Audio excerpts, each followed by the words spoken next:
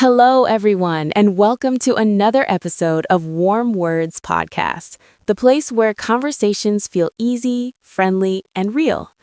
I'm your host, Sarah, and today we're diving into a topic that sounds simple, but can actually feel very challenging for many people. Today's episode is called How to Start Talking on Christmas. Christmas is everywhere. Lights, music, food, family gatherings, office parties, video calls, and messages. But even during such a joyful time, many people still ask themselves, what should I say? How do I start a conversation? How do I talk confidently in English? If you've ever felt that way, you are not alone. And to help us today, I'm joined by a very special guest, a communication coach, podcast regular, and someone who loves meaningful conversations. Welcome, Jack. Thank you, Sarah. It's great to be here.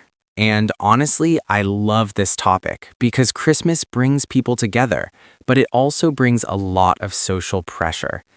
People think they must say something perfect, something impressive, but that's not true at all. Exactly, Jack. Let's start there. Why do you think starting conversations on Christmas feels so hard for many people? There are a few reasons. First, Christmas gatherings often include people we don't see often, relatives, coworkers, neighbors, or friends of friends. Second, many people are speaking in a second language, like English. That alone can create fear.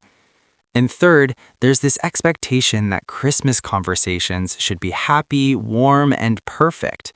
That pressure can stop people from speaking at all. That's so true, Jack. And I want to say something very clearly to our listeners. You do not need perfect English to have a beautiful Christmas conversation. Let's get practical. If someone is listening right now and thinking, okay, but what do I actually say?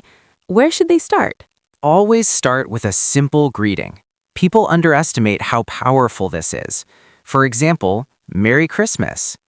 Hi, Merry Christmas. How are you? Hey, I hope you're enjoying Christmas. These are short, natural, and friendly. And the best part is, you don't need perfect grammar or pronunciation. Your tone matters more than your words. A smile, relaxed body language, and eye contact can do half the work for you. One of my favorite tips is this.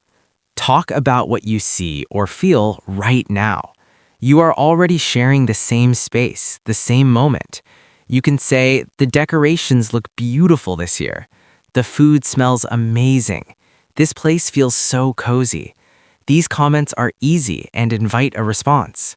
Yes, and what I love about this is that it removes pressure. You don't need to prepare anything in advance. Just describe the moment. Questions are such a powerful tool in conversations. Jack, what kind of questions work best at Christmas? Simple and open questions. For example, how are you celebrating Christmas? Are you spending time with family? Do you have any special Christmas traditions? These questions show interest and invite people to share stories. And here's something important for English learners. You do not need long sentences. Short questions are perfect. Before we continue, I want to ask you, our listener, something important. If you are enjoying this episode, please subscribe to the podcast, share it with a friend, and leave a review. Your support helps us reach more people who want to speak English with confidence, especially during moments like Christmas. Now, let's continue. If there's one topic that never fails at Christmas, it's food. Food connects cultures, families, and memories. You can say, what's your favorite Christmas food? Did you help cook this? I love traditional Christmas desserts. And if you're nervous, food is safe because it's neutral and positive. Almost everyone enjoys talking about what they eat. A conversation isn't always about asking questions. It's also about sharing. Exactly. You don't need to share your life story, just something small. For example, Christmas makes me feel very calm. I really enjoy the lights and music. This is my favorite time of year. These small personal statements make conversations warmer. Many listeners might be thinking, but I'm shy, I feel nervous. What would you say to them, Jack? I would say this. Fear does not mean you are bad at speaking. Fear means you care. And Christmas is actually a great time to practice because people are more patient, more kind, and more open. If you make a mistake, most people won't even notice. Let's talk about workplace Christmas conversations. Office parties, team calls, messages. These can feel stressful. Absolutely, but the same rules apply. Try, how has your year been? Any plans for the holidays? I hope you have a relaxing Christmas. Professional, polite, and friendly. Not all Christmas conversations are face-to-face. Many happen online. Yes, and online messages can be simple too. You can write, Merry Christmas, wishing you joy and peace. Hope you're having a wonderful holiday. No need for long messages, short and sincere works best. One thing we haven't talked about yet is listening. That's so important. A good conversation is not about talking all the time. If you listen carefully, smile, and respond with, that sounds nice. Really? I like that. You are already doing great.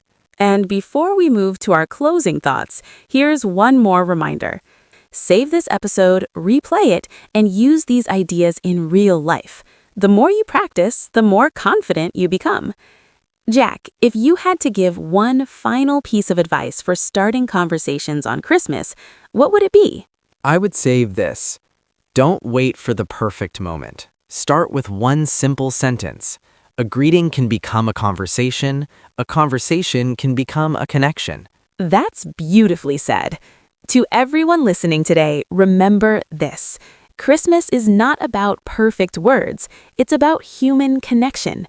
Start small, be kind to yourself, and speak with confidence. Thank you, Jack, for joining us. Thank you, Sarah, and Merry Christmas, everyone. This has been Warm Words Podcast. Merry Christmas, and we'll see you in the next episode.